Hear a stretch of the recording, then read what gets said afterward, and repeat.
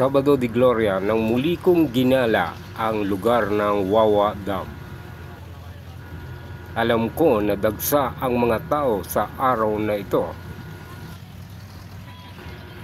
Sa loob ito ng jeep na aking sinakyan patungo sa Wawa Dam.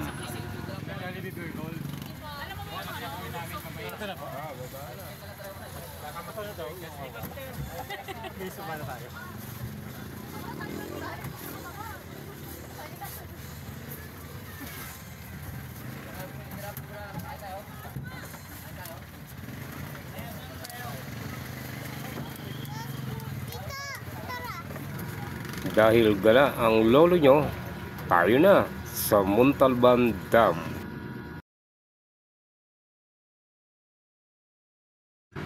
Dagsa na nga ang mga tao ng umagang iyon.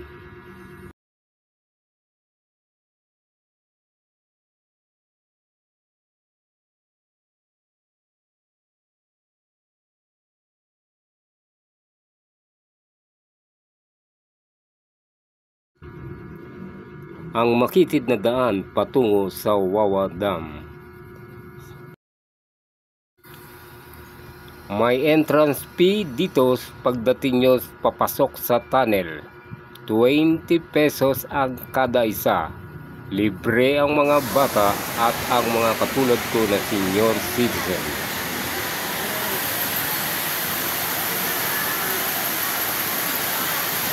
Ayun na nga sila ang mga nauna at naghanay sa gilid ng dam, nagpapalamig sa buhos ng ilog mula sa tubig na galing sa kabundukan ng Sierra Madre.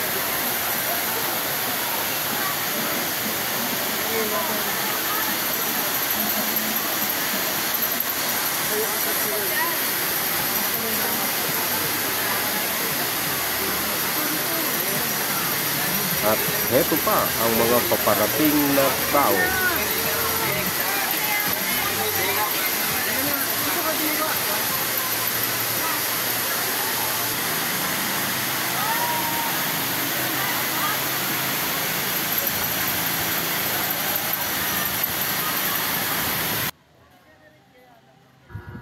At ito ang upper portion ng Wawa Dam, ang ilog na nagmumula sa mga kabundukan ng Sierra Madre.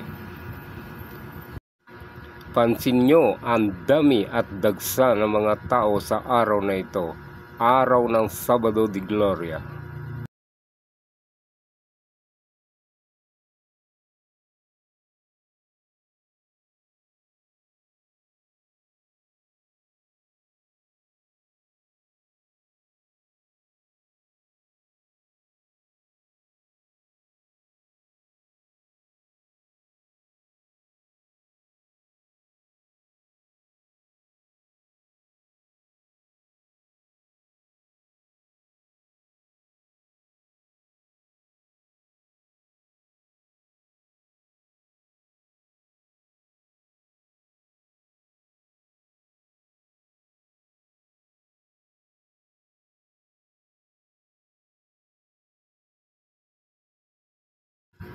Dagsa rin ang mga tao sa mga cottages na halos walang bakante sa dami ng mga taong nagsipunta sa lugar na ito.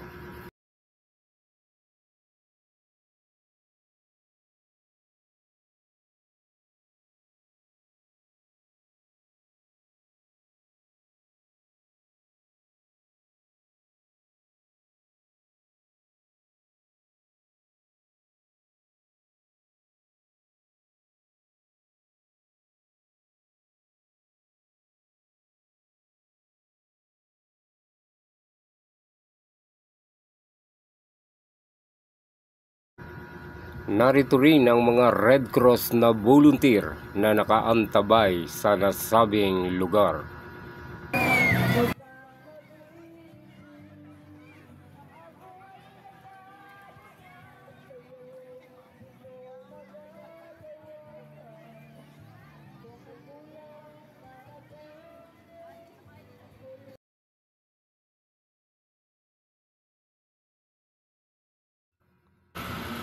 Ito rin ang makitid na tulay sa gilid ng bundok papasok at papalabas ng dam.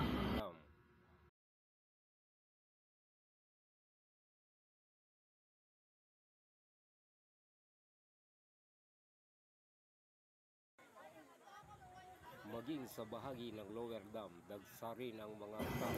Maging sa ibaba ng dam, mapapansin ang daming mga tao at halos mapuno ang mga cottages na nasa gilid ng mga bato.